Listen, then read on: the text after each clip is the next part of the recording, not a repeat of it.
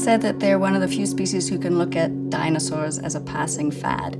Like, they've been around so long, virtually unchanged. 200 million years. They've done the same thing, and their life history worked just great until we came along.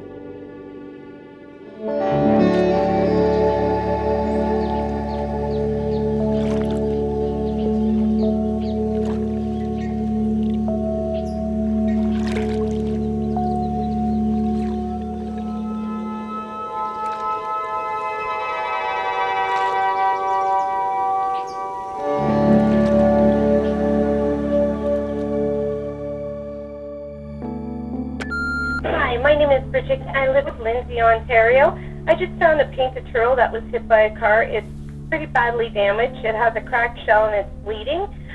If you could give me a call back, because I really don't know what to do with them, I'd appreciate it. Thank you so much.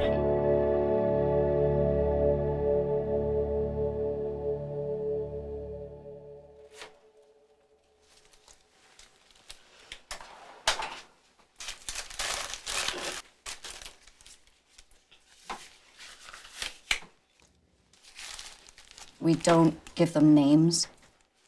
They don't have names like Fluffy or, Lackey.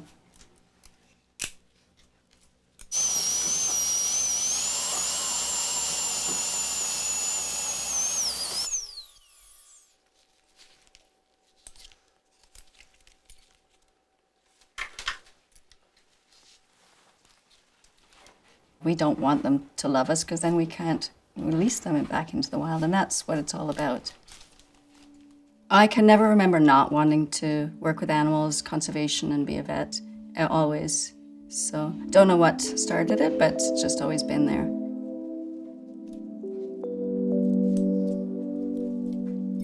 I get a good feeling each time I do one, each time I have a successful surgery, because you know that turtle might be 100 years old, and you're now giving it a chance to go back home and continue on.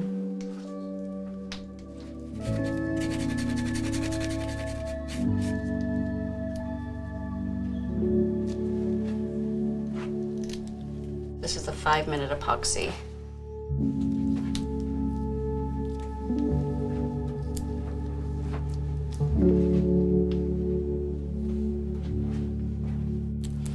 So that's good for now.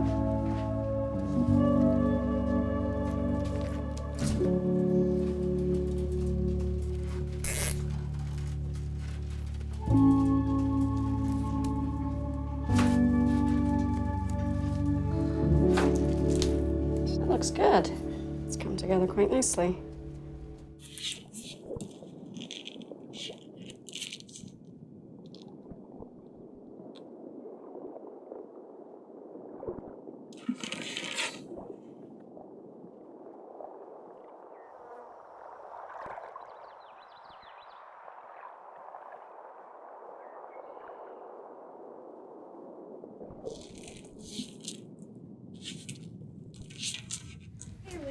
Hi. So she's really gonna need some pain meds. Oh, sweetheart. She's still moving. Okay. Thought she was dead, but she's not. No, It might be remaining. It takes a lot to kill Kill a them, snapping unfortunately. Yeah, we say there's really no such thing as a dead turtle. Turtles are vital to the environment. They live in the wetlands, the marshes, the bogs, and the rivers, lakes, streams. These wetlands are the most biodiverse habitats on the planet.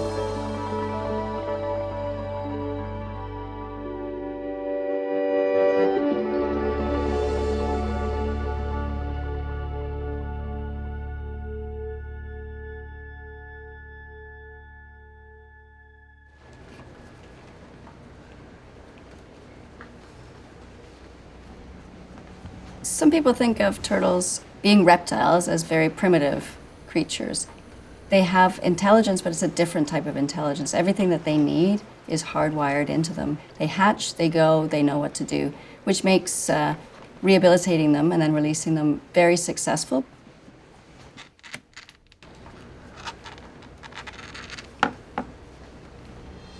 This one's tough. This off and see what's underneath. So that's right, this one is right on the spine. So but he's got good movement still. She rather. We're gonna have to attach this. I think this one I'm gonna have to give a bit more anesthetic to. I'll just have you hold her for a second. That's perfect.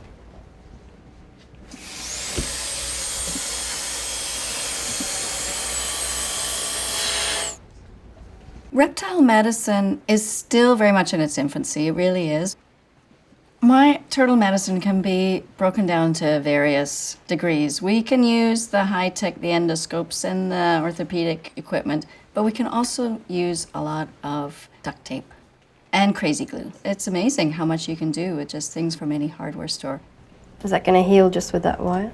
Yes, so we'll tighten this up and then we'll leave the wire in for a couple of months. But we'll just cover it over and protect it so he doesn't get his legs stuck. It's nice and secure, and we'll just tape over that.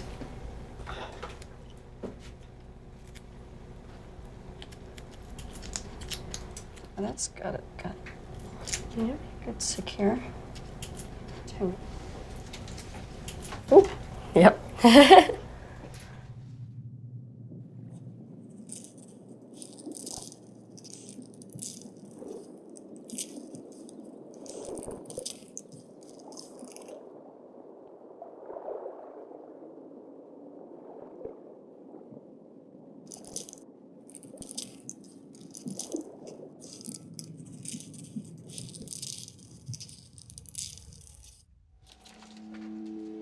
During the busy season, ask anyone at the center and it's like, oh, the turtle dreams have started.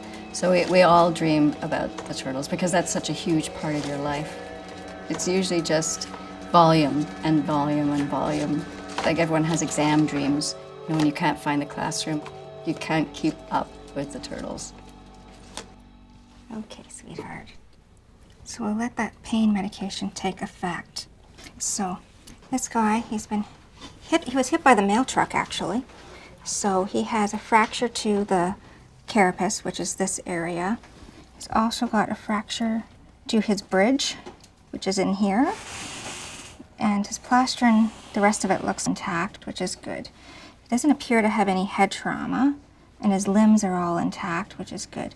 We do worry about the injuries internally, so we need to stabilize this shell.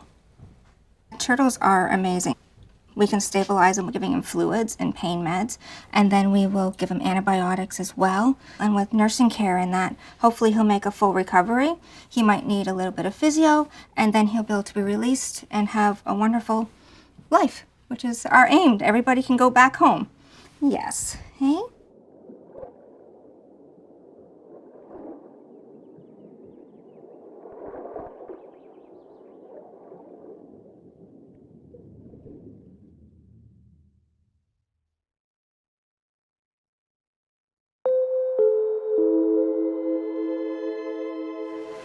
So this is 171. Yeah. So it came in, this was the one that came in on the weekend. Melissa said she felt eggs, but she didn't take x-rays because she didn't have time. So we'll see. Oh yes, there are eggs.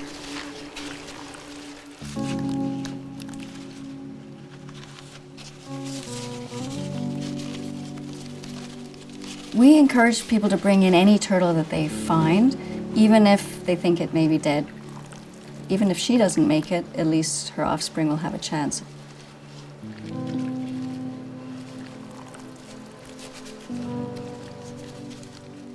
It's not a pleasant procedure really because we're doing it after they've died, but it is rewarding to then see the development of the eggs and know that they're going to hatch into adorable little babies that are going to go back and help to replace the mother in the population. Every egg is precious for us. Even though we know that in the wild, none of them, or maybe one of them would have survived, we want every single one to survive.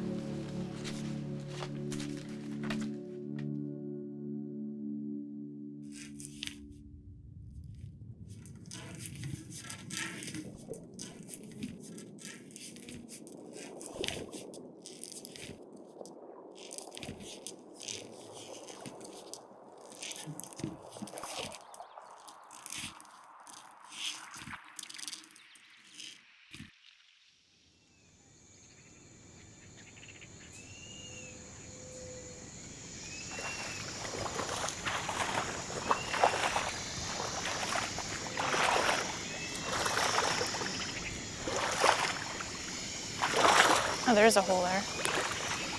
She might actually be closer than we thought. When we release babies that we've hatched, it's even more special. There we go. We're starting to hear it. All right, she's right around here, Megan. There she is. Here. Perfect. I got her. Just make sure that that's her. Awesome. Yeah. There she is. We're just always anxious who made it, who didn't make it. And so far, we haven't lost any in 4 years, and they're doing really well. So that makes us feel that we're doing something right, and that if they're surviving, hopefully all the others that we're releasing are also surviving. Wait. She is 210. 210. Gained a little bit of weight since last time. That's good. Alrighty. That's all we need. Let's put her back.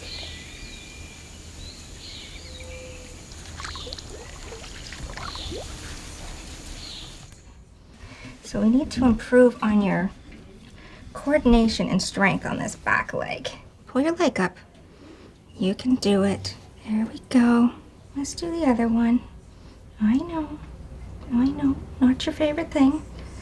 But we gotta do this. There we go. There you go. Good job. Hey? Good job.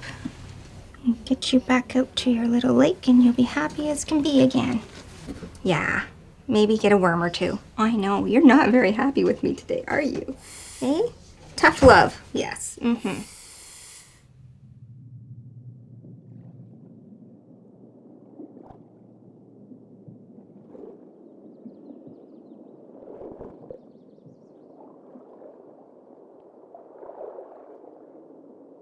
I'm amazed by the ability of turtles to regain the use of limbs after sustaining catastrophic injuries. Their healing ability needs further research, and the implications could be huge for reptile medicine, and in fact for all medicine.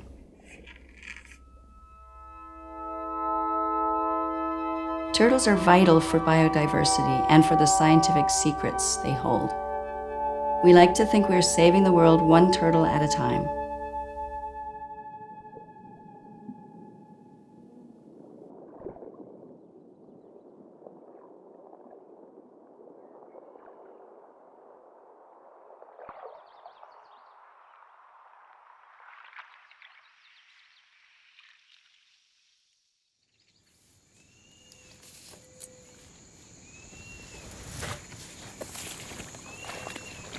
The scientific name for turtles is the chelonians. We have an expression at the center that if a person is sick or feeling down, they can come in for their chelonian therapy. Working with turtles is uplifting. It's therapeutic.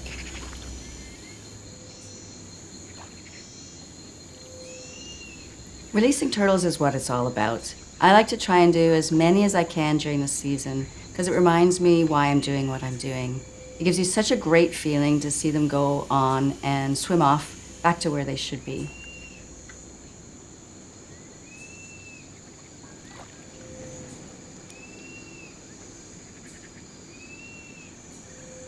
We fix them and we release them.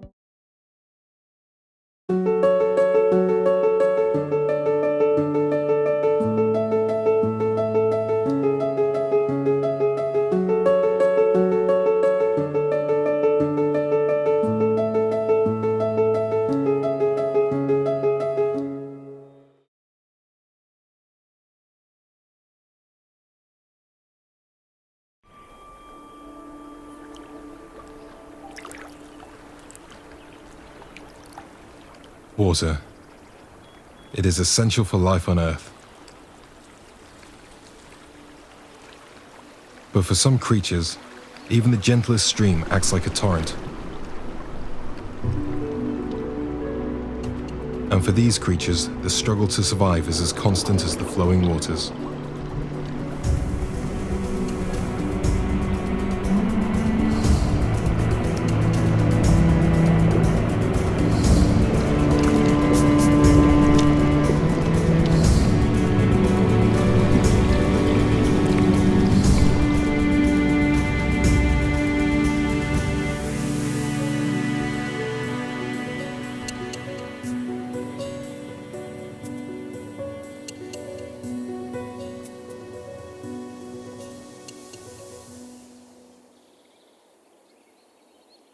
The story of a chalk stream begins with the rainwater filtering down through the soil. The water cuts through chalk bedrock, forming underground aquifers, dissolving and collecting minerals, and then rising back up through springs that give birth to streams. This is the birthplace of a river.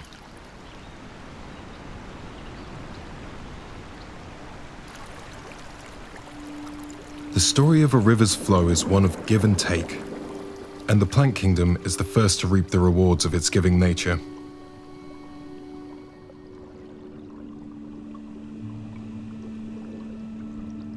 Riverwater crowfoot, starwort, and fool's watercress flourish here, the nutrient-rich waters giving them the perfect conditions for life.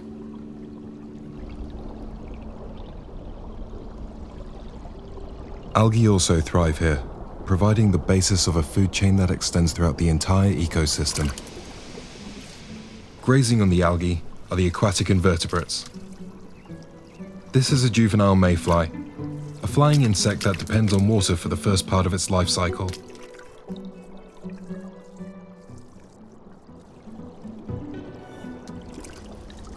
To this small larvae, life is a formidable battle to stay upstream.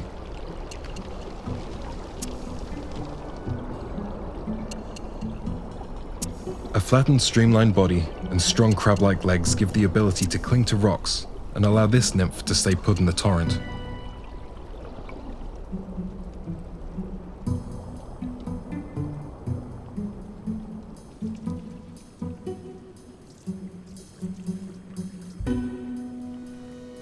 The mayfly family is highly diverse, with 51 species in Britain alone.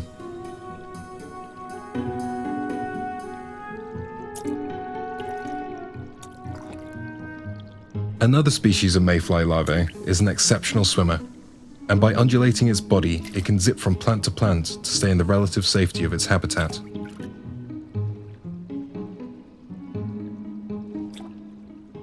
While this species buries itself in gravel to avoid the hazardous current.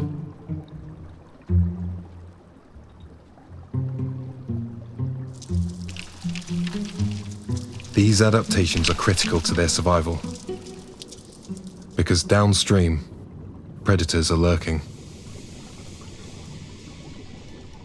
This is a juvenile brown trout.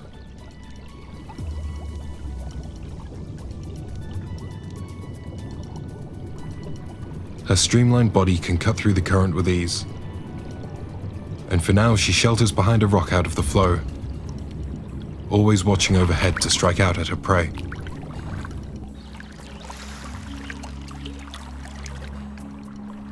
Trout spend much of their time hunting in this fashion, waiting for invertebrates to be washed downstream to them.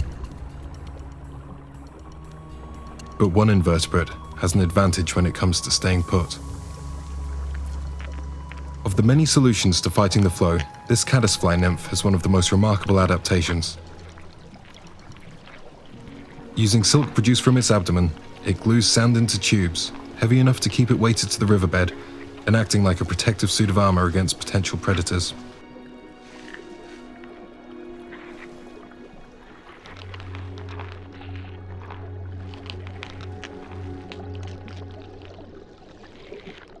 This caddisfly has attached larger bits of stone to its case, enabling it to stay on the riverbed as it grazes the abundant algae. So effective is this way of staying on the riverbed, they can get into crevices between rocks, even in high-flowing sections of the river. But there are predators equally adept at hunting in the gravel. Bullhead, unlike trout, are not strong swimmers. Instead, they use their pectoral fins to grip the gravel and resist the flow. Rarely growing more than 8 centimeters long, their small size lets them slip among the crevices in search of prey.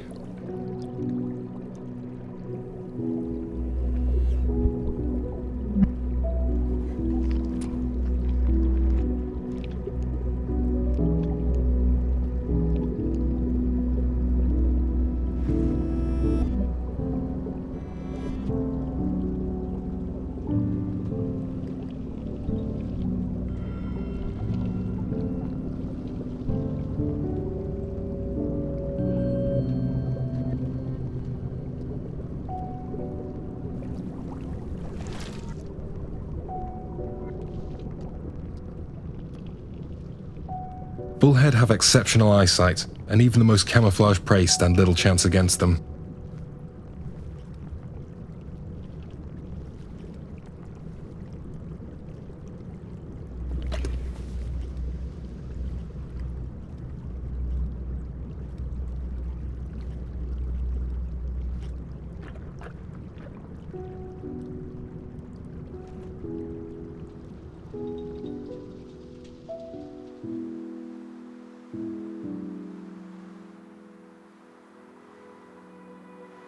As the light fades, trout and bullhead lose their advantage. But as some predators stop for the night, another is beginning to stir. Lurking in the darkness is a nocturnal specialist. It's a stone loach, and like the bullhead, it stays low to the riverbed where the current is weakest.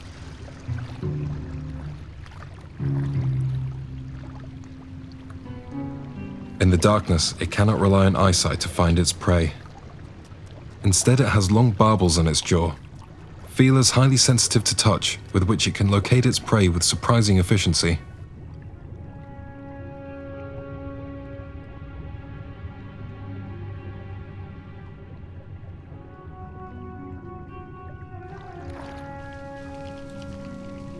This caddisfly species has made its case from vegetation,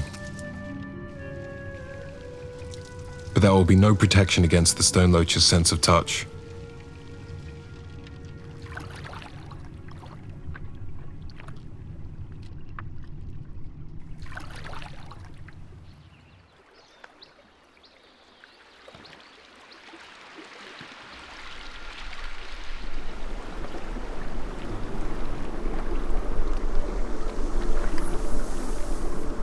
Life in a fast current requires extreme and demanding adaptations.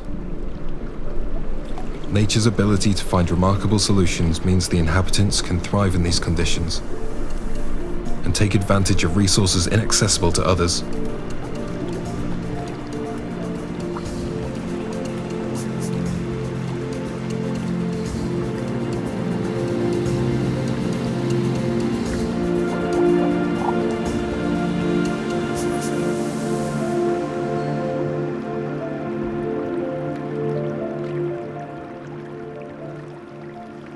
Chalk streams are rare and precious.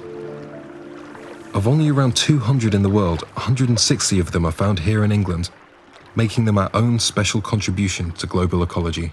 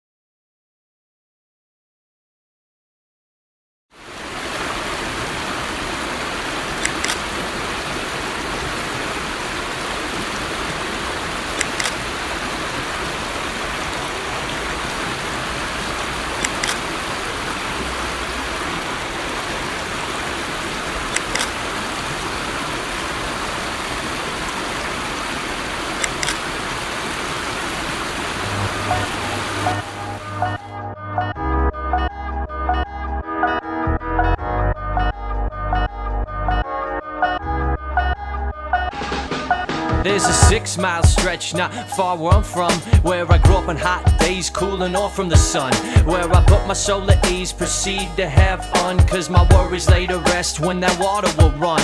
I'm the one and only Bear River, home to many rare critter, eagle, kingfisher, trout, shining shimmer, bobcats, even couples get back and wine and cheese pair dinners. But there's a plan out of hand to build a dam on a heart. What's the chance we can start a new demand to take apart a plan that don't seem to chart to solve the problems it embarks? There's a 6-mile stretch not far where I'm from. We can make a plan that's better. Everybody knows if we put our minds together. I've been down this road. We can surely make a stance. Everybody knows we see it as a chance. And what's the issue at hand? Population expansion and the water demand. Well, a dam only gets us so far before a new population pops up on a chart. Look, I said from the start, if we make a big lake, it just adds to the part of global climate change. And talking methane gas, cause it's inherent in the stagnant water mass. We gotta harvest raindrops falling on the rooftops of all these neighborhood homes. Underneath turnstones lie ideas worth gold. So how will this story be told?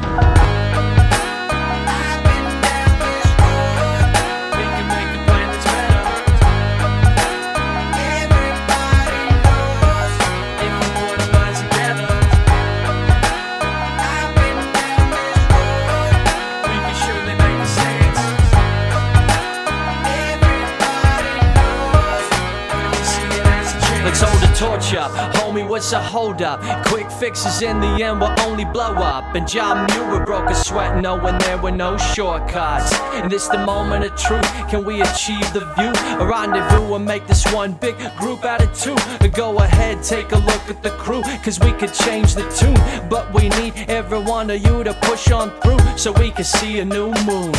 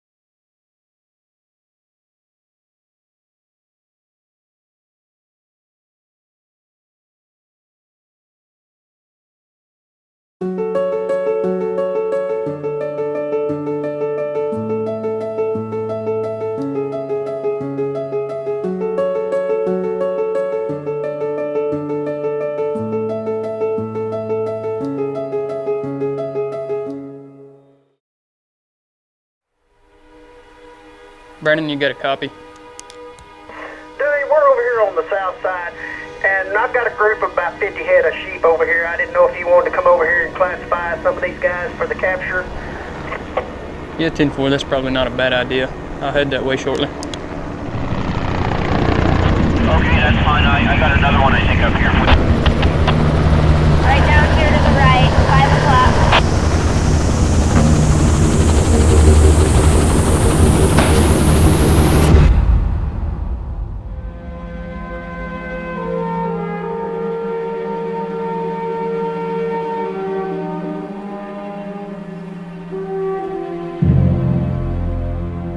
The mountain ranges out here, the views, the vistas, all that, they're great.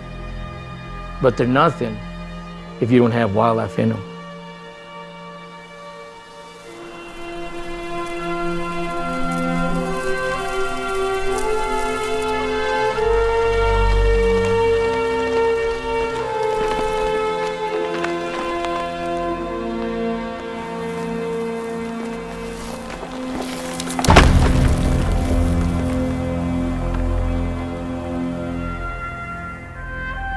Kind of have to take a deep breath. They were here way before we were.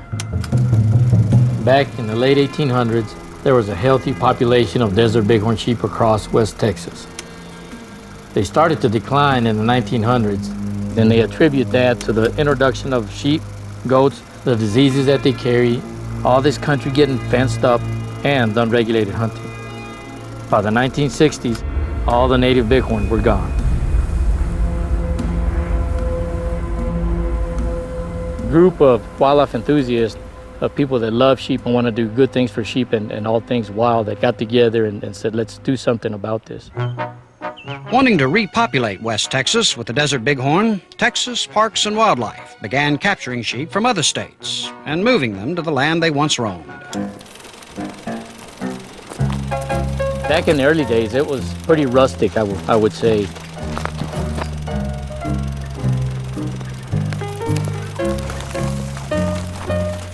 And then we'd wrestle with them a good bit, and it'd get kind of western now and then. We took 3 summers to catch 13 prime sheep. And there were sheep brought in from Arizona, from Utah, lots of them from Nevada, even from Baja California, Mexico.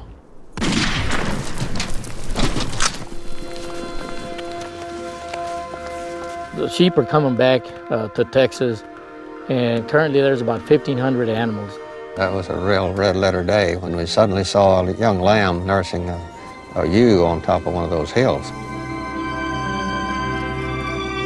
That was really the beginning of the restoration program, and it didn't end there.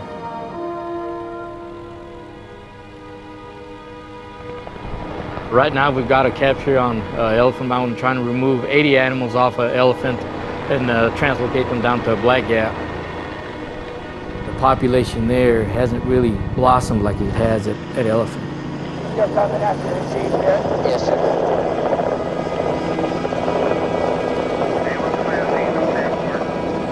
You got him, he's 12 o'clock.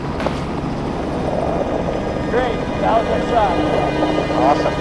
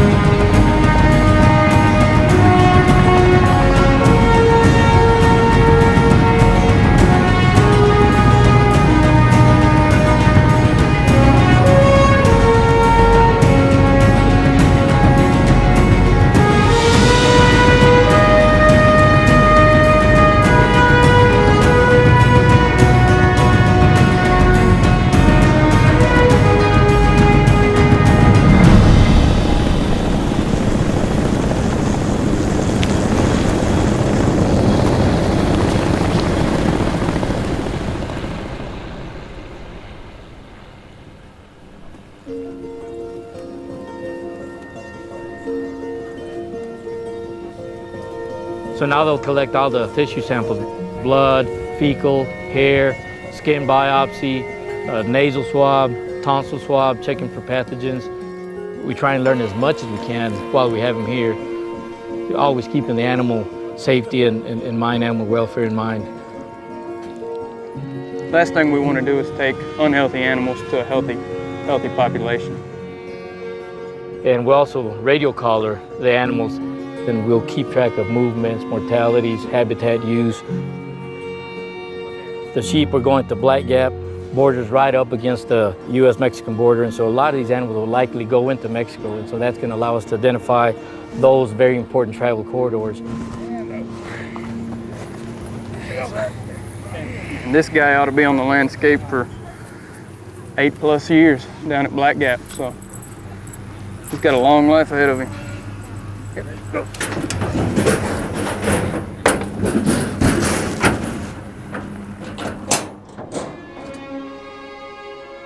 It's because of man that, that these animals went extinct here in Texas. So I think it's collectively, our duty to make sure that they're here for one, and they persist here for future generations. Black Gap Wildlife Management Area is part of a 3 million acre protected area along the U.S.-Mexico border. The canyons along the Rio Grande here are over 1,000 feet high and some of the most beautiful and wild landscapes in the world. These bighorns are icons of that wildness.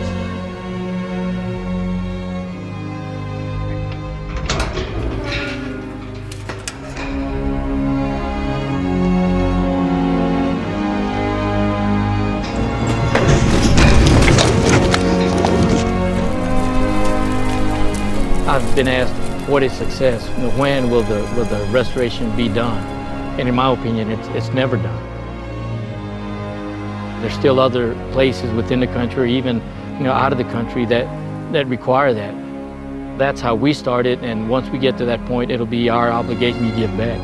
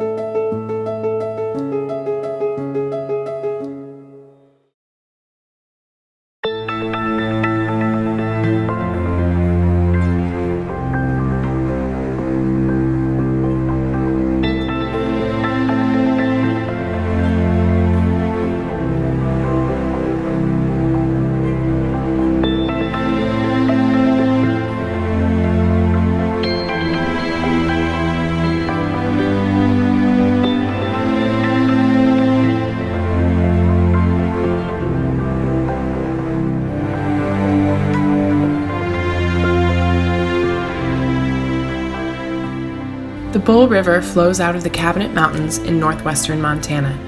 Even against this stunning backdrop, persistent impacts from historic land uses limit the natural regeneration of native trees and shrubs along the riverbanks. In Montana, everybody owns the water, and you can access to high water. So in other words, this stretch of the river, it's like, yeah, I own the land on both sides of it, but the river itself and the banks and where the water goes, it's everybody's. I think this is probably one of the few places in the world that every time I turn up the valley, drive up and first see the, Vimy Ridge, the cabinets, I'm awestruck. We love the remoteness of it and the proximity. I mean, nature isn't, it's closer than a stone's throw away, so we have just a variety of wildlife that come to visit, and like I said, the trees are just gorgeous, the mountains, and the river, it's just a beautiful place. This valley got really changed. I mean, this all used to be an old cedar forest, and now it's totally not. They cut it for agriculture purposes and to live, basically, to grow food and that kind of stuff. Without more diverse root systems of native woody vegetation, stream banks along the Bull River are prone to erosion and quality habitat for fish and wildlife is limited. Local organizations are partnering with landowners to address this and improve the health of the Bull River for present and future generations. We're just trying to make it look like, it does on certain sections where you have the cedar and the alder and the spruce and all sorts of stuff, but they just can't start through this grass. Once it gets a hold, it's there unless we kill it with our mat and replant it and fence it and protect it from things. So the weed canary grass. So apparently years ago when homesteaders came out, some scientists told them that this canary reed grass would be a wonderful grass, grow fast, grow anywhere, your cows are going to love it. And it turned out to be, it grows fast, it chokes out everything else, game doesn't like it, deer won't eat it, nobody will eat it. And what we're trying to do specifically is to reintroduce native vegetation streamside. The Bull River is home to native bull trout, West Slope cutthroat trout, and many other wildlife species. This project aims to increase the viability of their habitat, reduce erosion, and improve water quality, and promote the overall health of the Bull River Valley. We do everything in phases. Our first one is rolling mat to kill the grass, let it sit for a year or two, and then we come and fence it. And after that we start doing different stages of planting. We started with willow stakes, and then we do plugs, and this is our last phase. We're doing gallon plants and sort of adding things we didn't have and just giving them a head start with some bigger plants. The key is the mat for a year or two. It takes that long for the sun to bake down and kill the canary grass, and they have a huge root mass that we actually basically compost. And so when you cut through that fabric to plant, you're just left with this beautiful soil, which you have no competition from the grass, and you have this beautiful soil. So that's the key as far as timing. And then after that, you're ready. You can start, you have to fence, because everything you put in there is going to be, the deer, elk, beaver are going to just want to get there as soon as they can.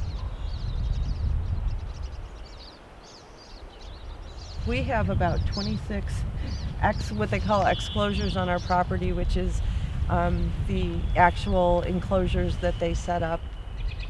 It's so exciting once they get the plants planted, and you can walk along the river, we can walk along our property and see the new growth. It takes a while for the plants to get big enough where when they get mowed down by either deer or beaver or elk, for them to be strong enough to grow back again. So there's definitely some leeway and not a complete hard science. I would say maybe some of your bigger trees, your cottonwood cedar, it might be wise to protect them longer than some of the other stuff, because it is heartbreaking to see something that you worked that hard just to get eaten over. Nothing against the beaver, they do a lot of good for the stream, but it's they present that challenge after the fences come down.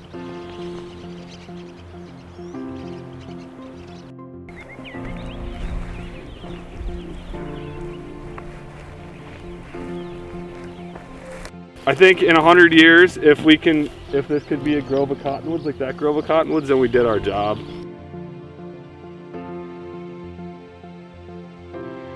The only real legacy that people can, can sure they leave is if they improve something.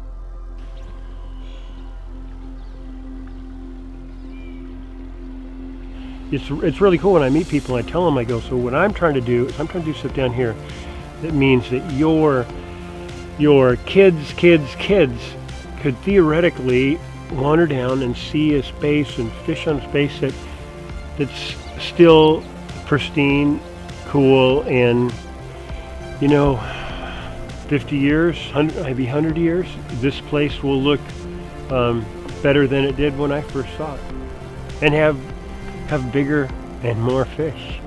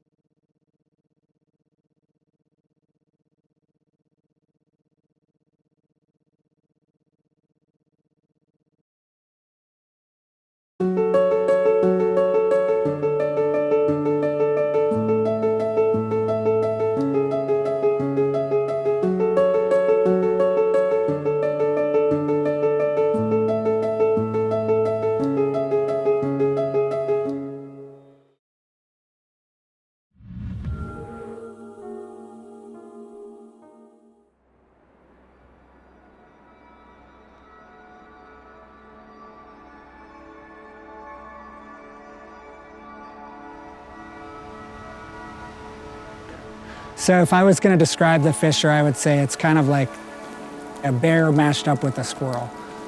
Maybe a wolverine, otter, and squirrel. I would bring in the grizzly bear because just having that attitude of I kind of rule this forest. Fisher are a naturally very kind of rare and solitary species. They're one of those species that we often don't know much about, but fill a fundamental role in wildlife communities. They also tend to be in trouble.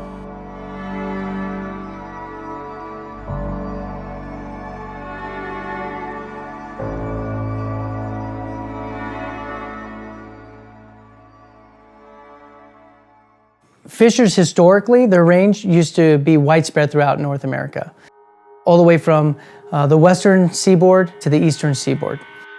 Trapping, logging, other disturbances reduced their populations. All of a sudden, there were no fishers in Washington. There were no fishers in Oregon, except for an introduced population. There was a big gap in the distribution of fishers in California. Following the ban of trapping, they didn't come back the way we thought they should have. So 2000, we filed a petition to have it listed under the Endangered Species Act. I think that the Forest Service was caught somewhat unprepared with a lot of the controversy over the spotted owl. And they looked down the road and saw a similar conflict coming with the Pacific fisher. Fisher would have been an absolute utter nightmare. It has a 2,000 to 4,000 acre home range. Finding them to protect them would have really caused a much more difficult process. Rather than list it, in 2008, what they do is they use this exception in the Endangered Species Act, which is called warranted but precluded. So it means that it's precluded by other listing activities, by listing species that they think are a higher priority. The Endangered Species Act sometimes is not the most efficient. Sometimes it's implemented too late. Sometimes it's the only way, and we need those sorts of regulations. But I think there are other ways to get to that same point.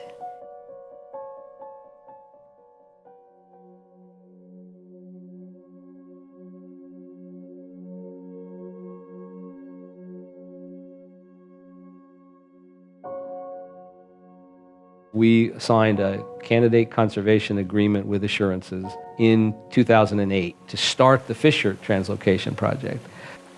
We translocated 40 animals starting in 2009. Our last Fisher frenzy, we captured 53 independent fishers, all identified as different. And so now you'll see this increase of conservation efforts like reintroductions, resupporting in populations that are right now just below stability. But there are no regulations, no stipulations that bind all parties to follow them. So that's the other side of the coin, is that they may fall apart.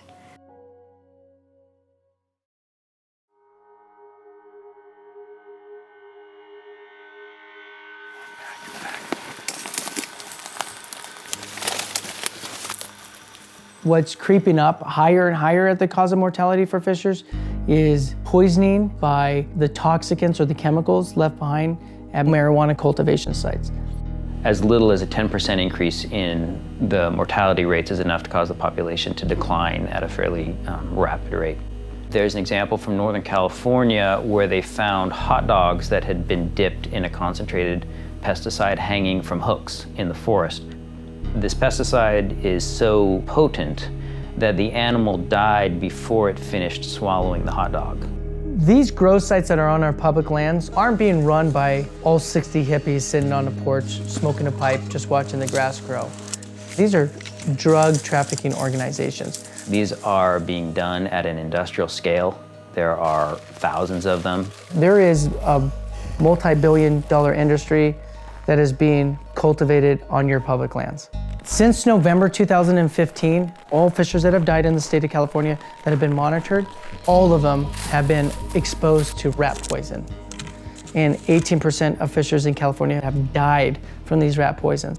That's 8% higher than the 10% tipping point.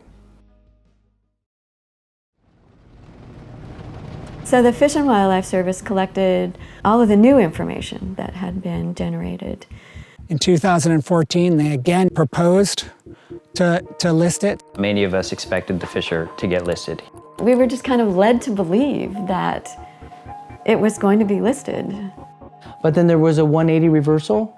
In 2016, they withdrew that proposal and somehow concluded that it no longer warranted protection.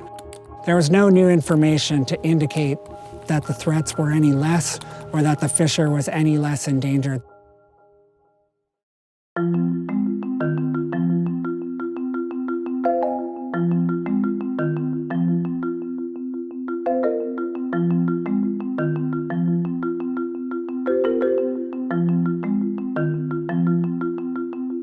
The timber industry definitely lobbied hard to not have the fisher listed under the Endangered Species Act. Yeah, I wouldn't say actively lobbying. The service puts out announcements that we're thinking about listing. We contributed our carnivore survey data for all over California to show them where there were fishers.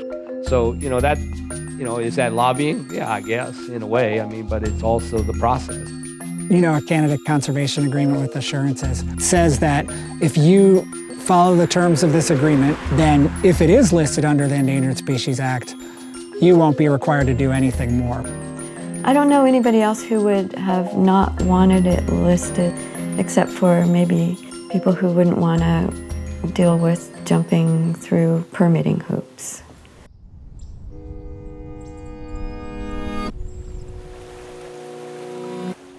I don't see how future generations will look on extinctions in anything but, an unkind light. We have the capacity to protect them here. If we choose not to, we are making a statement about our values. The timber companies have made a lot of commitments. I would hope that they honor those into the future, because I think that fishers' persistence in the western United States really hinges on it. Just because they haven't been listed doesn't mean they should be forgotten.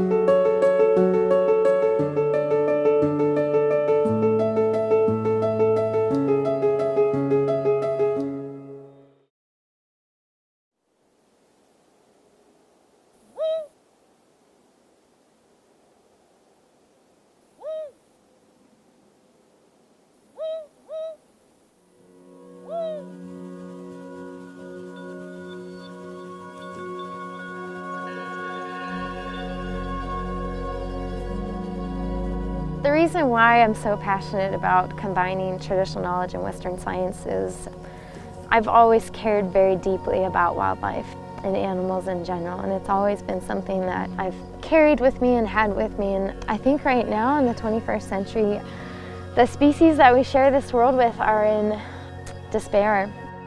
I feel to some degree I'm here to sort of protect those animals and make sure that they have a voice. And for Indigenous people, we feel like those animals are related to us. They are our direct ancestors. And so it's kind of like an opportunity to serve our ancestors and serve future generations too. But the owl is sort of at this interface. It makes for a symbol to be studying, where all those worlds are at their confluence.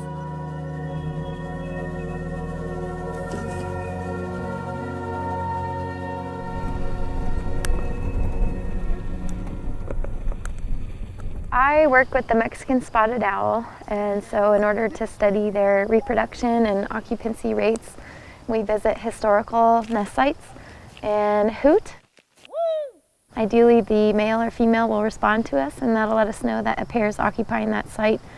And as a follow-up step, once we determine that a site is occupied by a pair, then we put out live bait, and that's live mice that we use, and the owl will come down and grab the mouse and take it to its nest.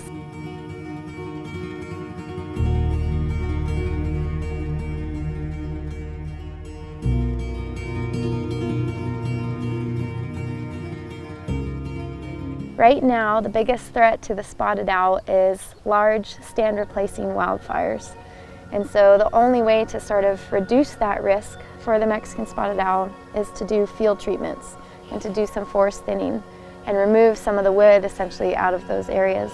It's about finding that balance though, you know, between providing habitat needs for the owl and reducing fire risk.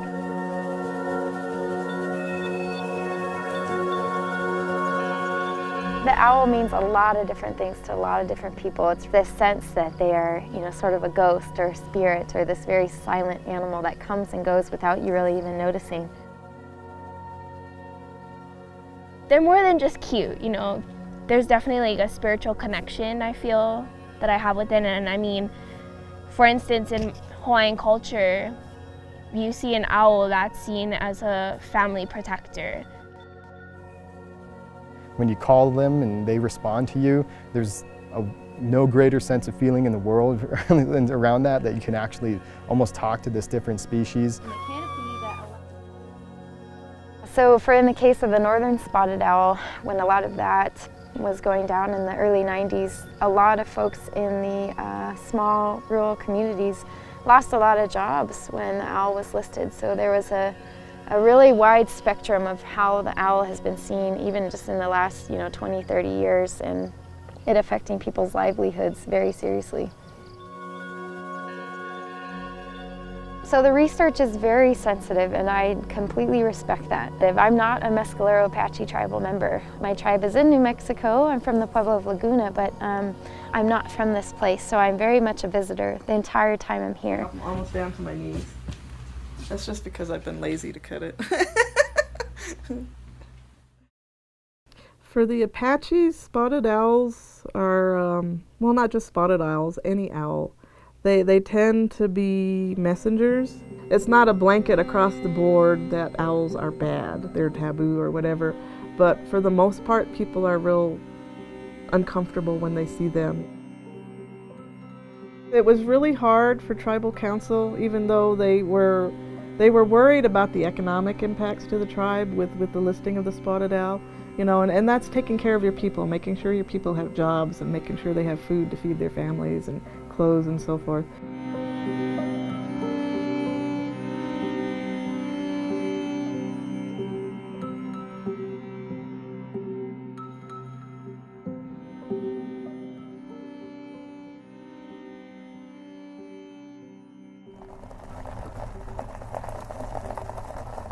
There's a tremendous amount of urgency because these forests are really important. So forests are basically at the tops of all the watersheds. This is where all the water comes from for the Southwest. This is habitat for a huge number of plants and animals, and then it's tremendously important for people. People come to these areas in great numbers. There are also some very special connections because these are ancestral homelands and places of great cultural and spiritual significance to people.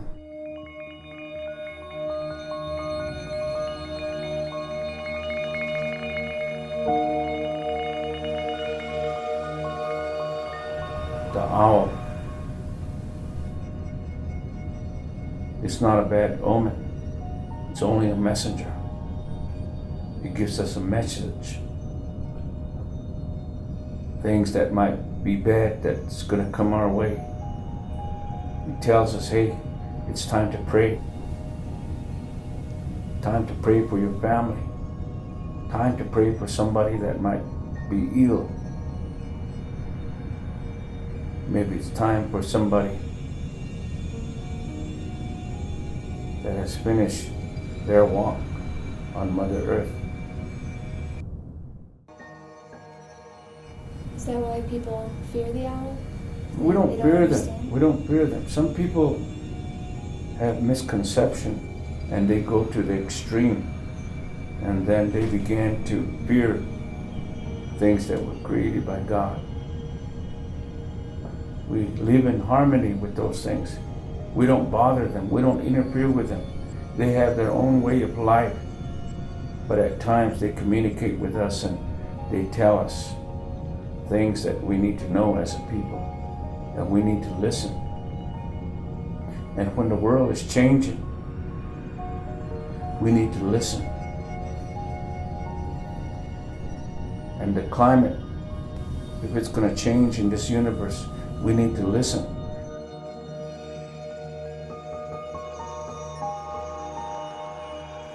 The owl, to some degree, drives a lot of what happens in our forest management and what we can and can't do in the forest. And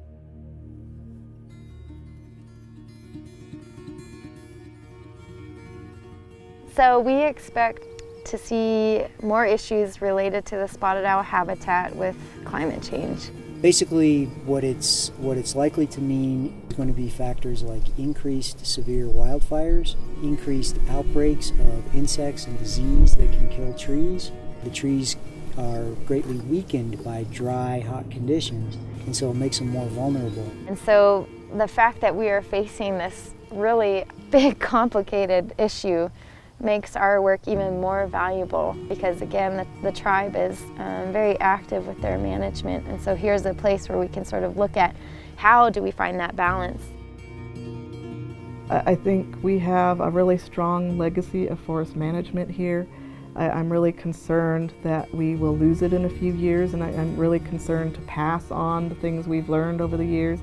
But it's kind of becoming a lost art. Forestry is not something people go to school for nowadays. I think that's where we really need to kind of stop and invest back into our people, to really cultivate them and nurture them and help them get into some of these positions. There are very big reservations in the West with lots of natural resources that are being eyed a lot more as the human population grows and we use more of those resources. And many of those reservations hold very unique natural ecosystems, and it's going to be imperative for Native American biologists to try to understand the consequences surrounding extracting those resources as well as conserving the habitat. And I think it will be up to us to come back with our own culture and seeing how those wildlife species fit into our own culture. Western science has a lot of great knowledge, but in most cases it's more of a short-term knowledge. Whereas TEK, or traditional ecological knowledge, indigenous science, native science, that has more of a long-term perspective and more of a holistic worldview. I think combining those two, that's really what's going to help us solve some of our most complex ecological problems today. I think it's important knowing that this species exists, and if the health of the wildlife community starts to decline, it's sort of an indication that the health of the human community is declining as well. So they're linked so tightly together.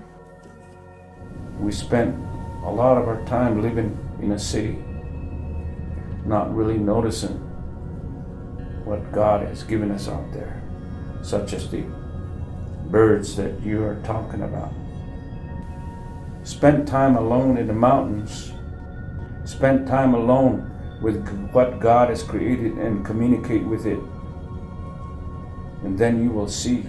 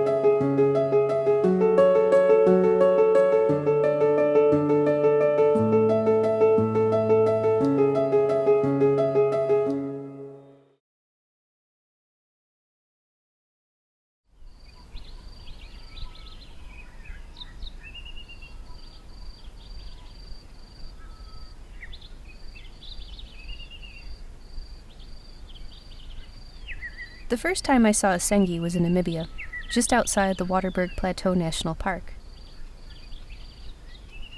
It was early morning and the air was cool with a layer of moisture still covering the ground. A herd of springbok was grazing on the savanna grasses, a slender antelope common to Namibia.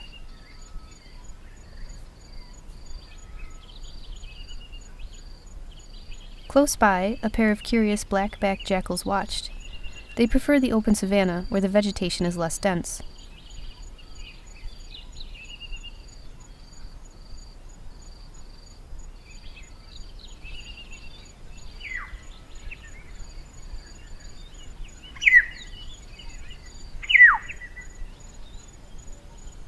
The birds were active. Perhaps the loudest was the northern black heron, laying claim to its territory.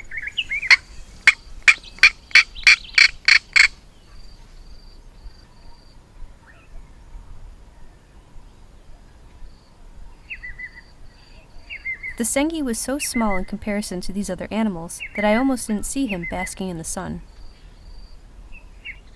Sengi have a unique appearance, with their long, trunk-like nose and dark eyes. They are often called elephant shrews, though they are more closely related to elephants than they are to actual shrews.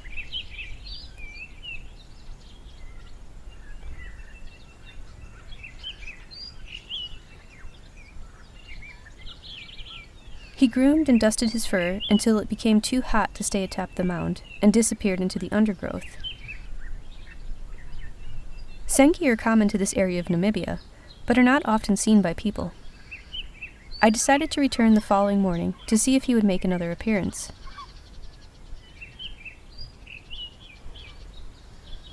I arrived before sunrise to set up my equipment and wait. The area was abundant in bird life, and all around the trees were filled with flashes of color as birds flew in and out of acacia.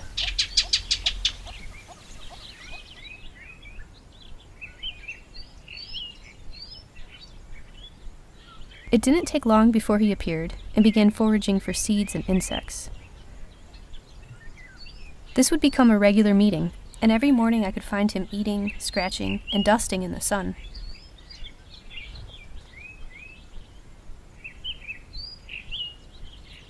I learned that he liked to climb trees,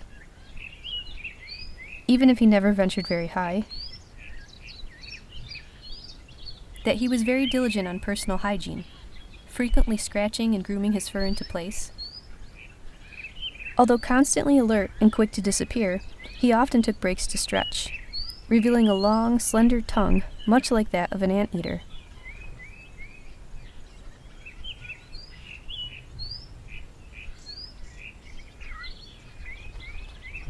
Generally, his life appeared peaceful. No snakes or birds of prey seemed to take notice of him.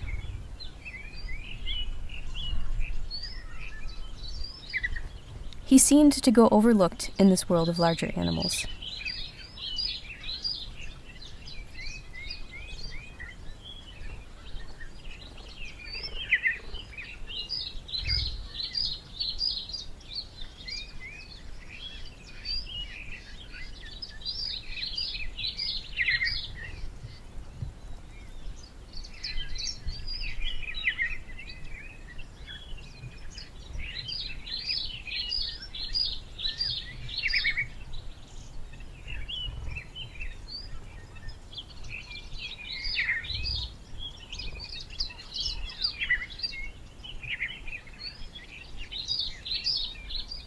At the end of the first week, a 4-striped grass mouse appeared and became a regular visitor.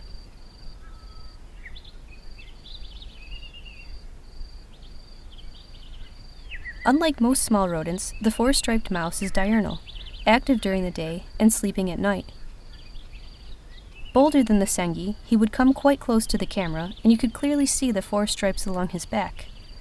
His morning activity was eating, mainly seeds, but occasionally an insect or the succulent inside of a stem of grass.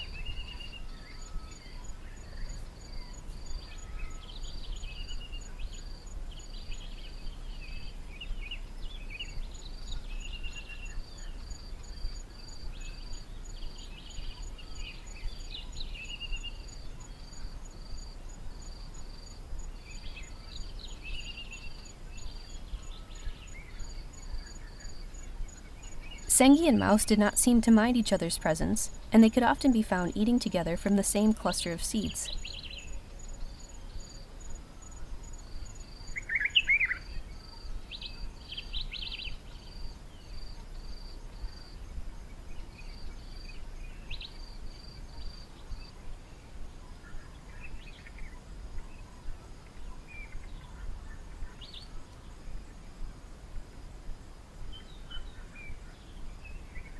Around the middle of the second week, another Sengi appeared. Sengi are not very social animals, but many live in monogamous pairs.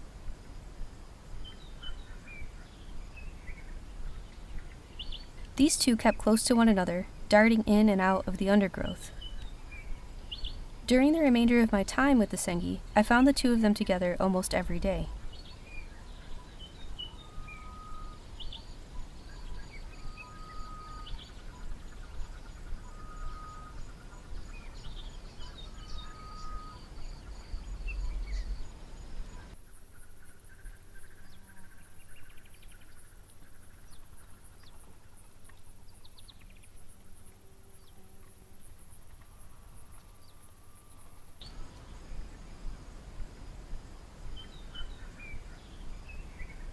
And they were not the only couple, for the forest-striped grass mouse had also found a partner.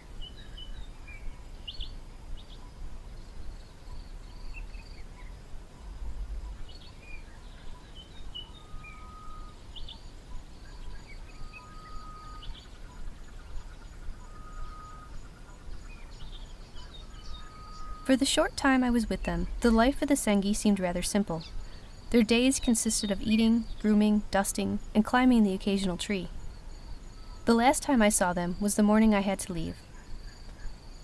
I left them sitting atop the same mound of earth where I originally met the lone Sengi. Ever alert and vigilant, they stood watch over their territory.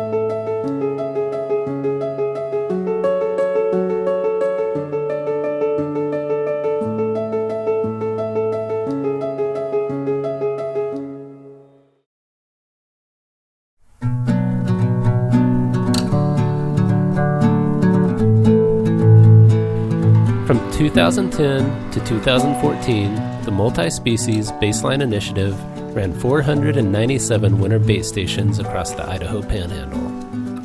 Fieldwork was done by 8 organizations, including 200 citizen scientists. Getting to the bait station was the hard part. Setting it up is fairly simple. We attach a bait to a tree. We place hair snares under the bait to collect DNA, and a remote camera takes photos. We leave the station, and a few weeks later, we come back to see what animals visited the station.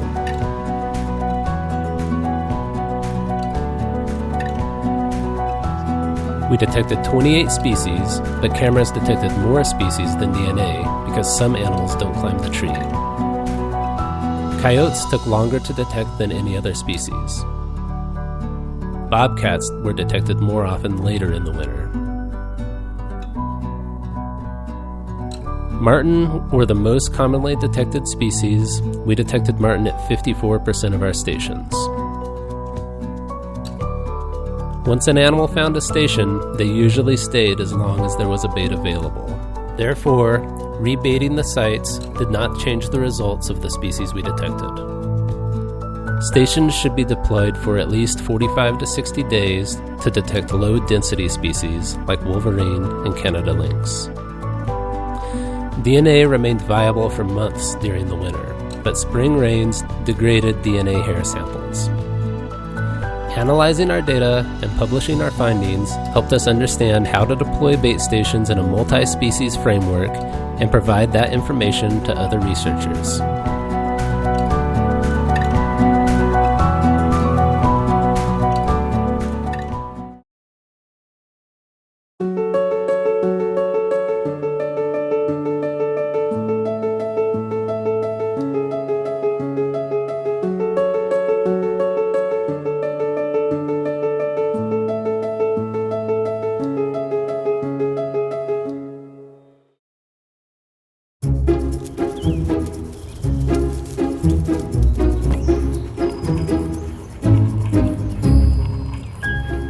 Who has ethanol for me? Anybody? I'm looking for ethanol.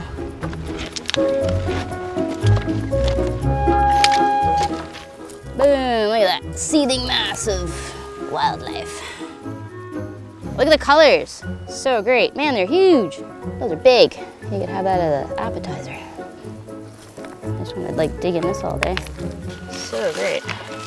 Crystal Ernst is on a mission to find and catalog as many bugs as possible over the next few weeks. Traveling from one island on the central coast of British Columbia to the next, she and her team are part of the 100 Islands Project, a multi-year effort to figure out what creeps, crawls, flies, skitters, and hunkers down in this part of the world. There's an online biodiversity portal that a lot of us go to see sort of what kind of bugs are where. And before I came out here, I had a look. I was really interested in what kinds of species had been found out on the coast. Along the entire stretch where we're sampling, and that's a lot of coastline, I could find 3 data points. I think it was like a fly and a couple of butterflies. So we have no idea what's out here.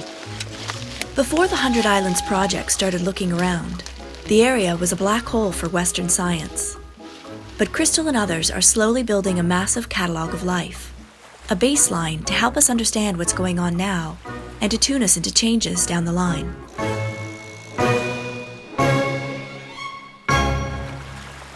The trapping methods that we use, they're passive traps, which means we set them out and the animals basically come to us. They're really the best way to get the best idea of what's out here. And so the pitfall traps catch things that are active, so they come out and they're running around, they fall in. There's also an awful lot of insects, spiders, all kinds of stuff that prefer to just hang low on vegetation. And this basically just knocks all those little hiders off.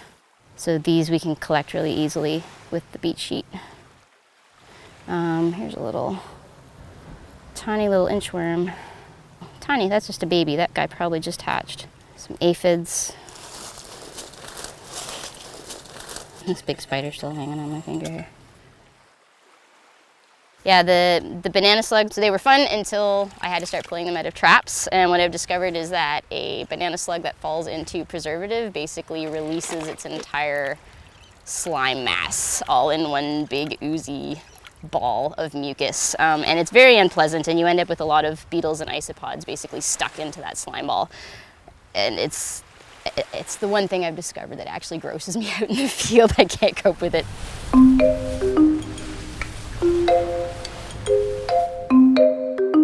So we sampled 30 islands last year. My guess is by the time we're finished actually processing all of last year's material, we'll be at 50,000 specimens. If you poured them all out, it would probably fill a couple of good-sized clawfoot bathtubs, would be my guess. You could have a nice little wallow in that. These things are all carefully examined. They're curated in museums, so these will last for hundreds of years, and they will be able to be used for many, many other research projects on coastal invertebrates in the future. So they kind of do, you know, double, triple, quadruple duty as the years go by. So this big blank space on these maps will soon be filled with all kinds of information that won't just benefit my research program and that of the people I'm working with, but other researchers who are interested in diversity at a larger scale. Understanding the diversity will allow us to make good management decisions, for example, about places we might want to protect, species we might be really interested in monitoring, either because they're beneficial or harmful. And it's not just the diversity, but it's that whole story of the interactions.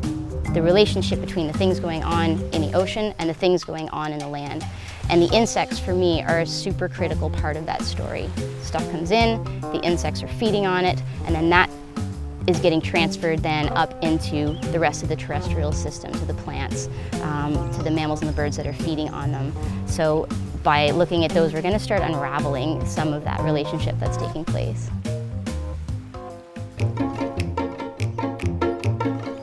A lot of people tell me that they're grossed out by bugs. It's too many legs, they move too fast. And I get that, and I will admit right now that I'm actually arachnophobic, which means I'm afraid of spiders. This is apparently a very common condition among entomologists, something about an extra set of legs that makes them not okay. So I get that. But I think for me, the reason that I like them so much is I never get bored with them. Even when I'm a little bit creeped out, there's always something new to find. Every single time I sit at my microscope or I flip over a log or a rock on the beach, I'm finding something I've never seen before. It's just constant novelty and constant just amazement at the diversity of these animals. So, yeah, I'll be doing this for a long time.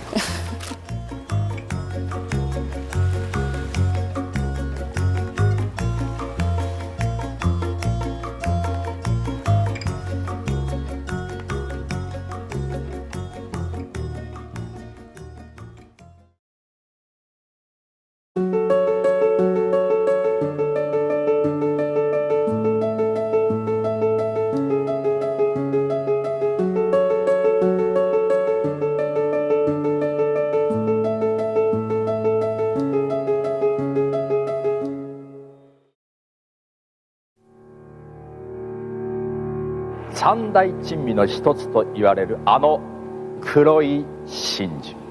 それでは発表します。今日のテーマはこれです。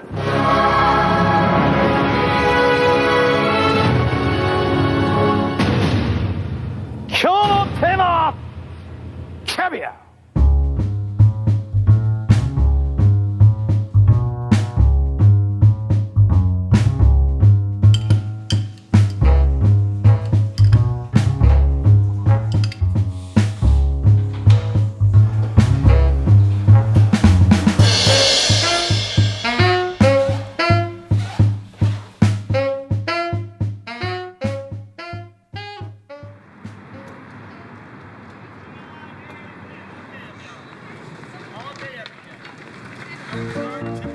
You know, it was almost like something mythical, like nectar of the gods.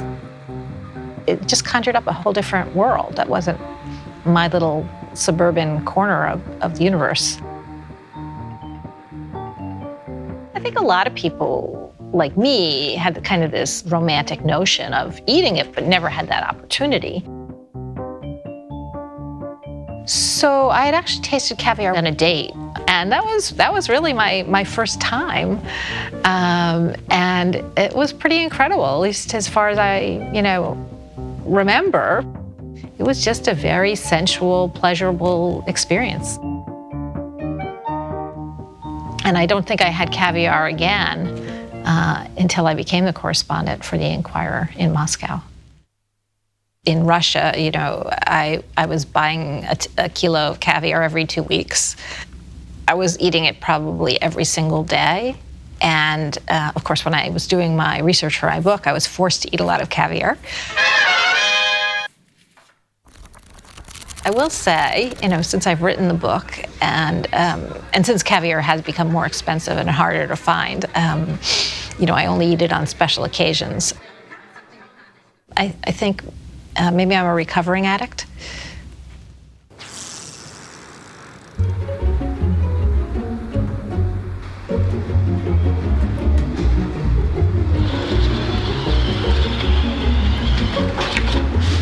I've developed a taste for caviar over the years, and I've been doing this 40 years now, and even after 40 years, every time you eat it, it's like you're opening it for the first time in a way. Small eggs. You try some, Rosie? Come on. Just try it. It won't kill you. You may not like it, but it won't kill you. People come in here wanting caviar. They know that it's expensive and they know if they can afford it, they've reached that level of, affluence or status or whatever. And then they'll open it up and they'll taste it and they'll hate it.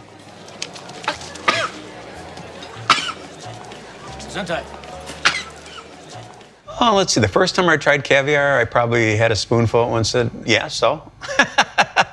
I mean, it was tasty and good, but you can't just take one bite of it and go, it tastes salty and fishy. Part of the whole enjoyment of eating caviar is to savor it. So this is a Siberian caviar from a Siberian sturgeon. So this would be true caviar? This is all true caviar. Caviar has to be from sturgeon, the fish is sturgeon, otherwise it's fish eggs or roe. I just find that people don't really know what caviar is. And it's harder to get these days than it used to be because of the diminishment of the population. Sturgeon are, of course, fished mainly for their caviar or roe, although the flesh is enjoyable too.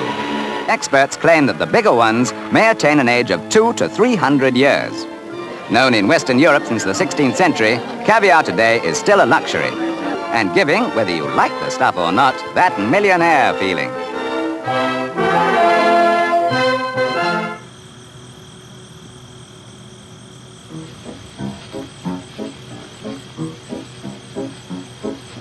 Caviar comes from virgin sturgeon. Virgin sturgeon is a very fine fish. Virgin sturgeon needs no urging. That's why caviar is my dish. I would describe them as looking like swimming dinosaurs. They look like a cross between a shark, an alligator, and a fish. The first time I had caviar, I didn't know what to think. I was a little nervous about trying it, and so I ate it, and it was interesting. The consumption of caviar was built upon the ability to say, I can afford caviar, therefore I'm special. Sturgeon were harvested quite extensively for caviar to the point where they are really threatened. Their existence is threatened tremendously. And that has now grown to the extent where you would not find any wild harvested caviar. It's nearly all from a sustainably farmed sturgeon. I guess we make sort of a joke that fish are not warm, furry, and fuzzy, and they don't squeal. A personal attachment, I would say, is probably a bit of a stretch.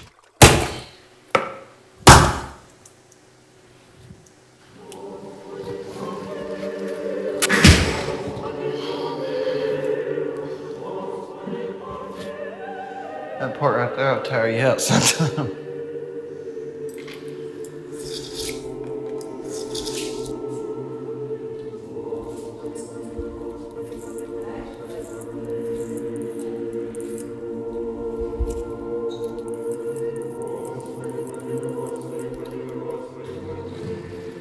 I just kind of hold it at this hand, take the other hand and break them loose.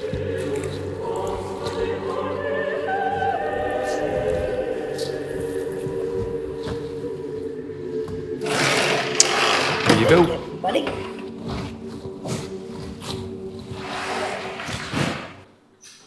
You know, because caviar is seen as such a delicacy, such a desirable commodity, we forget that it wasn't always something that people liked.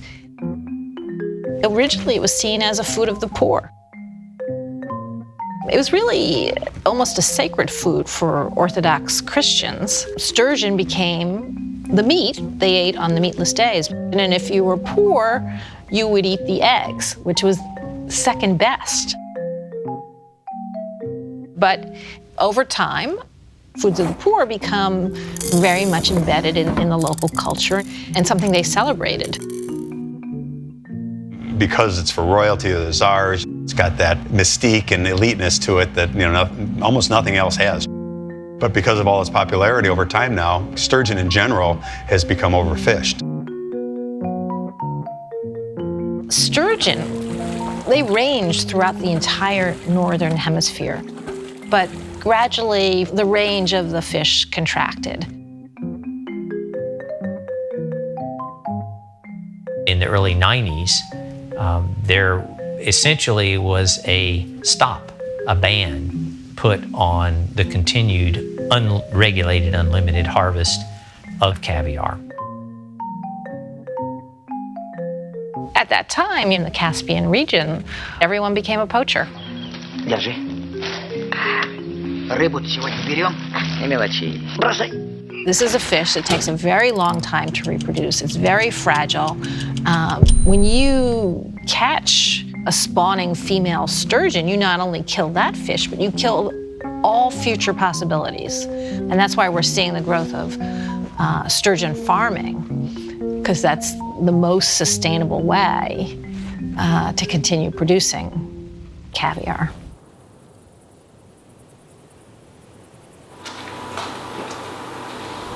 I never thought I'd be doing this, that's for sure.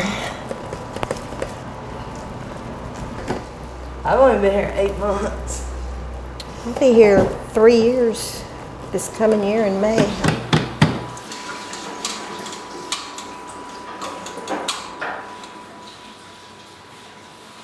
You get differences with each fish. People don't like to find any blood, any white eggs. They want it pretty consistently, just straight caviar.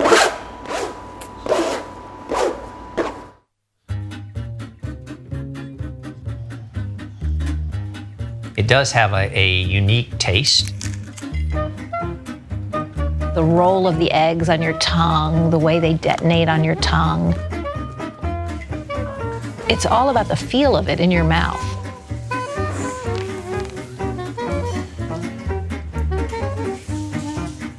Some caviar may have an earthy tone.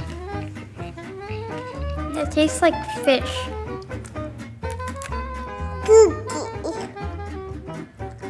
How much do you think something like that would cost? $1. $5 to $10. I'm not that good with math. Yeah. A lot of Fish and Wildlife and customs officials would tell me that by weight, caviar was more valuable than cocaine. I don't know what you're talking about. It's about actually the same conversion. As it became more and more expensive, it began to be packaged in smaller and smaller containers, you know. So it began to be treated more and more as this incredibly rare and desirable commodity. You know, a lot of people will never eat caviar because they just can't afford it. Simple as that. So they never had that experience. It's something that I would eat if presented. Would I go and spend hundreds and hundreds of dollars on a small quantity? Probably not. Yes, this is $70,000 worth of fish eggs in Russia. Outside the country, it could be worth up to 3 times that. And it's going,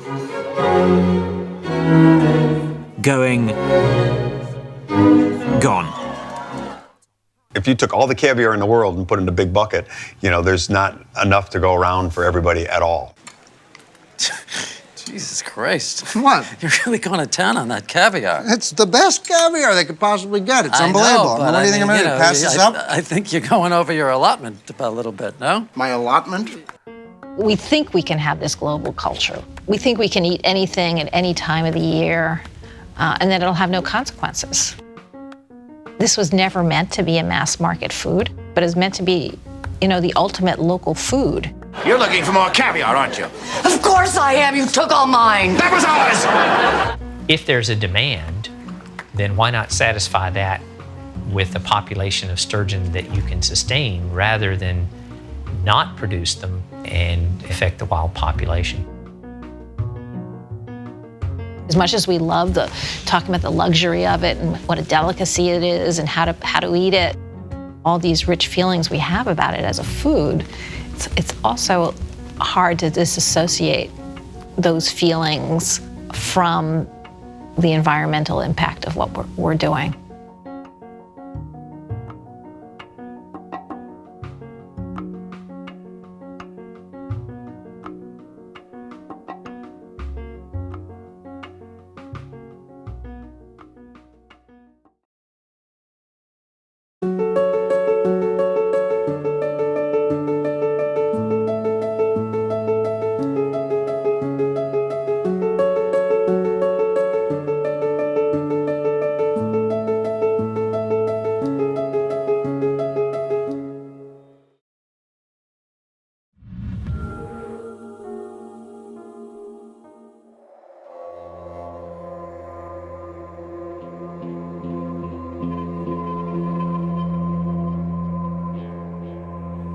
In the deserts of North America, scorpions thrive. Most scorpions are harmless to humans, but one group of species is an anomaly, producing venom that is far more toxic than that of most other scorpions.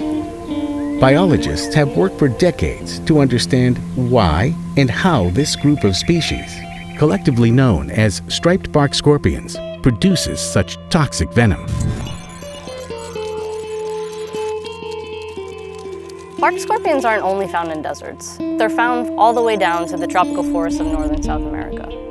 In many of the places where you can find bark scorpions, their sting feels nothing worse than a wasp or a bee. But in one part of northern Mexico and the southern US, bark scorpions have become extraordinarily more toxic. They're capable of killing adult humans. Like other scorpions, striped bark scorpions have a venom gland in their tail and a stinger that acts like a hypodermic needle to inject venom into potential prey or would-be predators. Unlike closely related species, striped bark scorpions produce toxins that can be lethal to mammals, and their sting is extremely painful. Their venom doesn't cause any actual tissue damage, it just simply activates your pain pathway to make you think you're being burned or you've had your finger hit with a sledgehammer, and that actually hasn't happened. They'd been studied for a few decades, but nobody bothered to ask the question why. Why do they have toxins that target only mammals and that can kill them? Striped bark scorpions don't eat mammals. So biologists Ashley and Matt Rowe hypothesized that the scorpion's mammal-specific toxins must have evolved to combat a mammalian predator. We both thought, well, one potential predator is the grasshopper mouse. Grasshopper mice often prey on bark scorpions, and they're no strangers to scorpion venom. So what happens to a tiny mouse when it gets stung by a scorpion that can kill a human?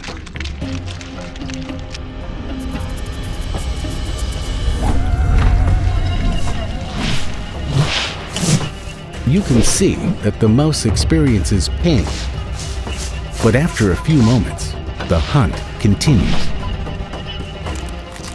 The grasshopper mice have actually evolved structural changes to a part of their pain pathway. They literally use a component of the venom to block the signal that the venom is trying to send. But not all grasshopper mice have this resistance. Both grasshopper mice and striped bark scorpions range widely in North America, and sometimes their ranges overlap.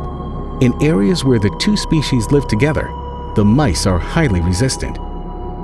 But elsewhere, that's not the case.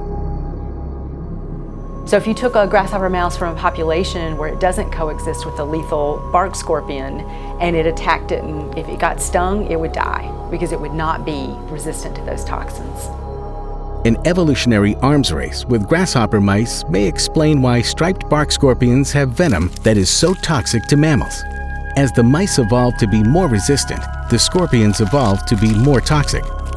But how have the scorpions evolved new variations of venom quickly enough to keep pace with the resistance of the mice? To find out, evolutionary biologist Lauren Esposito is studying the genetics of scorpion venom. In order to study venom, what I look at is the genes. To study those genes, what you first need is a scorpion, a living scorpion. And to do that, you have to go out into the environment where they're found and collect them. It's usually pretty hot and sweaty because I'm out in a desert like this or in a tropical forest. And I spend a lot of the day scouting for places that look like good scorpion spots. And a lot of times I turn up nothing during the day. But if I can find a single scorpion during the day and I come back at night with an ultraviolet light, I might find 1,000 scorpions. Scorpions are nocturnal and fluoresce under ultraviolet light. So, with the right equipment, they are easy to spot at night. Lauren collects scorpions and brings them back to her lab to study what scientists call the venome. Let's imagine we have a book, and the book is filled with words. And those words make up sentences. And every sentence in the book represents a gene that performs a function in our body. Every time venom appears in the book, we highlight that sentence. And we were to go back into the book at the end and look at all the highlighted sentences, that would be the venome, or all of the genes being turned on in the venom gland. Our preliminary evidence from looking at the venome indicates that the species of bark scorpions with more toxic venom have more copies of the genes that create the toxicity. But the species that are less toxic only have 1 or 2 copies of the same gene. When you only have a single copy of a gene, you only have 1 chance for that gene to adapt. But if you have 10 copies of that gene, then the 10 copies can change in different ways, and maybe one of those ways becomes an effective way to combat your predator.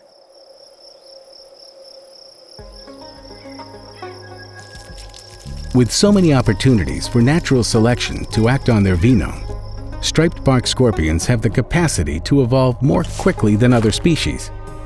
Their evolutionary arms race with grasshopper mice continues today, with no end in sight.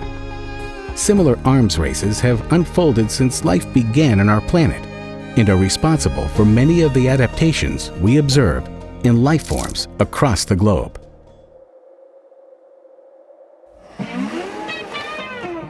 Anomalies they're exciting because they're anomalies, right? Because you don't understand them, because there's something weird about them. And it's those anomalies that lead to new discoveries.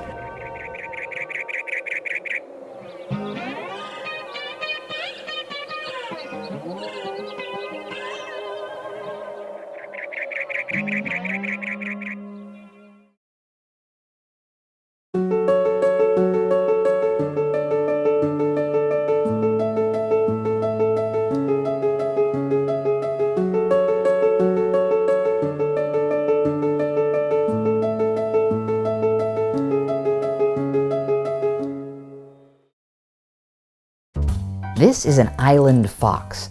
It might look like a docile pup, but it's full-grown and completely wild. It's just not that afraid of humans. It'll even sit in the lap of a biologist while she does a quick checkup. Though it only weighs about 4 pounds, it's like the lion of its range, the top land predator around, hunting mice, crickets, and beetles. You can only see this unique species if you visit this little island chain, the Channel Islands off the coast of Southern California. And it's incredible that you can still see these foxes at all. See, back in the early 90s, almost all the foxes just disappeared, and no one knew why. They were classified endangered, and it seemed like this would be just another gloomy extinction story, just one more entry in the long list of species disappearing all over the world. But this time, that's not what happened. Stick around and I'll show you what it took for a group of fox defenders to bring this species back from the brink. The first thing the fox defenders had to figure out, what was killing all the foxes? The answer they pieced together was complicated, a tangled story of eagles, pigs, fish, and a war that started decades ago on the other side of the world. Because we're fighting a total war, our forces must be marshaled against every enemy, unseen as well as seen. It's 1943, and thousands of soldiers and civilians fall to insect-borne diseases like malaria and typhus, until the Allies develop a powerful pesticide, DDT. It helps win the war and eradicate malaria in Europe, but indirectly, it's the start of trouble for the foxes. See, the largest DDT producer in the US is in Los Angeles, and it spills 17,000 tons of chemicals into the waters around the Channel Islands. The foxes have been safe here for thousands of years, no serious predators. The bald eagles who rule these skies don't care for foxes. They prefer fish. But when DDT travels up the food chain into these fish, it makes the shells of the bald eagle's eggs way too thin. They're crushed by their own parents. By the 90s, that LA facility is shut down and cleanup efforts begin, but the damage is done. There are no more bald eagles. And with the skies unguarded, a slightly smaller raptor moves in, the golden eagle. And the thing is, unlike the bald eagle, it doesn't like fish. It prefers little land mammals. And that's not the only problem. The foxes also share their islands with feral pigs that were introduced by farmers in the 1850s. The pigs destroy fox habitat, and their tasty piglets are just another little mammal that keeps golden eagles coming back to the islands. It's a perfect storm, an ecosystem out of whack. The foxes are almost gone. And if we don't do something, you're never going to see them again. Lotus Vermeer was working for the Nature Conservancy, a nonprofit that owns 3/4 of Santa Cruz Island. Vermeer and a team of conservationists, veterinarians, and volunteers tried to put this broken ecosystem back together. There was more than one occasion where people would walk into my office and I'd be laying on the floor, just, oh my goodness, how are we going to do this? They needed to deal with the pigs and the golden eagles and bring back the bald eagles all before the last foxes were killed. The pigs were an invasive species, and the team realized they would have to go. I am a huge animal lover, and the thought of having to kill an animal is something that I took very seriously. It was very clear what had to be done. Hunters from New Zealand combed Santa Cruz Island, an area 4 times the size of Manhattan, with dogs and a helicopter every single day for a solid 18 months. And at the end, we were able to remove 5,036 pigs. Next up, relocate the golden eagles. These are clever birds, and they quickly learn to avoid traditional ground traps. So the fox defenders tried all kinds of things, luring them with robotic stuffed foxes, rappelling down to their nests. My personal favorite was the Injecto egg. It had a hidden remote-controlled dart that was supposed to trank the parent eagle, but the egg would roll and the dart would miss. So that one never worked. In the end, they had to chase them to exhaustion in a helicopter, then, when they got close to the ground, fire a net over them. It took 7 years to nab every eagle and relocate them to the other side of the Sierras. To make sure the Goldens didn't come back, they needed bald eagles patrolling the skies again. So a California nonprofit called the Institute for Wildlife Studies hatched and raised dozens of bald eagle chicks. When those birds got a little older, they were released on the islands. After a few years, a couple paired up and built a nest, and Vermeer and the rest of the team watched via webcam. Both parents are there looking, walking anxiously around the nest, and all of a sudden, boop! This was the first bald eagle to hatch naturally on the Channel Islands in over 50 years. What a beautiful and hopeful event this was. While all this was happening, the foxes were still teetering on the edge of extinction. Tim Coonan knew something drastic had to be done. There are so few of them left that we knew we had to start a breeding program to build up their populations. That meant they had to build these secure pens and scour the islands to collect the few dozen surviving foxes they could find. Removing a wildlife species from its environment is one of the most onerous things you could do, and as a wildlife biologist, you never want to have to do that. The foxes hadn't been bred in captivity before. Scientists didn't know much about their reproduction, their diseases, even their diet. And the stakes were even higher because island foxes have less genetic diversity than many other species. They're all really alike genetically, like cousins, so the biologists paired up foxes that were least similar to try and preserve what genetic diversity they could. And the foxes didn't waste time. Before long, pups were born, and foxes started being released back into the wild. By 2016, they had returned to their historic abundance and were taken off the endangered species list. It was the fastest recovery in United States history. Today, the fox defenders aren't resting easy. We'll watch them like hawks, so to speak. I tagged along on a fox trapping run. Biologists inoculate the foxes against rabies and canine distemper and keep close tabs on their numbers so they're not surprised by future threats. This species ecosystem fell apart because of human activity, and it took decades of painstaking effort by hundreds of people to put it back together again. It was all worth it. Even though they're everywhere now, it's still really special to be able to see them. It's so good to be home. You're watching NPR's Science Show. I'm so glad to be back. Please subscribe to our channel. There is no place I'd rather be, and that's a fact.